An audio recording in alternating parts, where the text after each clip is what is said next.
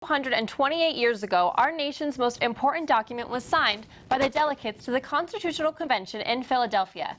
And to commemorate that historic moment, Congress designated September 17th as Constitution Day. Sakya Kalsoyas has more from NAU's First Amendment Plaza.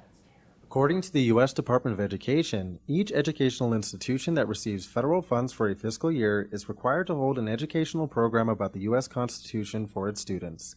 And today, Northern Arizona University is honoring that commitment. Kelly McKee tells us how they are doing just that. Well, our desired outcome was to have different discussions and events around the Constitution that provided a wide range of perspectives. Not only were uniformed defenders of the Constitution present today, another one of those perspectives was voiced by Dr. Christopher Jocks, a visiting professor with NAU's Applied Indigenous Studies Department, who spoke to students about the importance of what the Constitution means for Native Americans and U.S. citizens in general. I think it's really important for all of us to really think about the foundations and the history of the societies we live in, and that's true for myself as Native people, for some of the Native students that I work with, as well as for all Americans.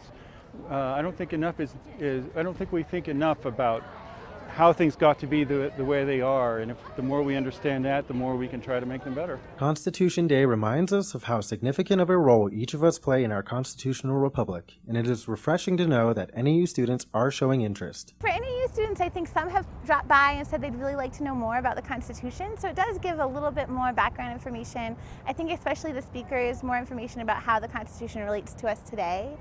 We have pocket copies of the Constitution available so people can take them home and read them, and some of the students were saying that's good to know because especially in an election year, people throw around words like, that's unconstitutional, when just randomly, so it's good to know your facts so you can tell if that's true or not.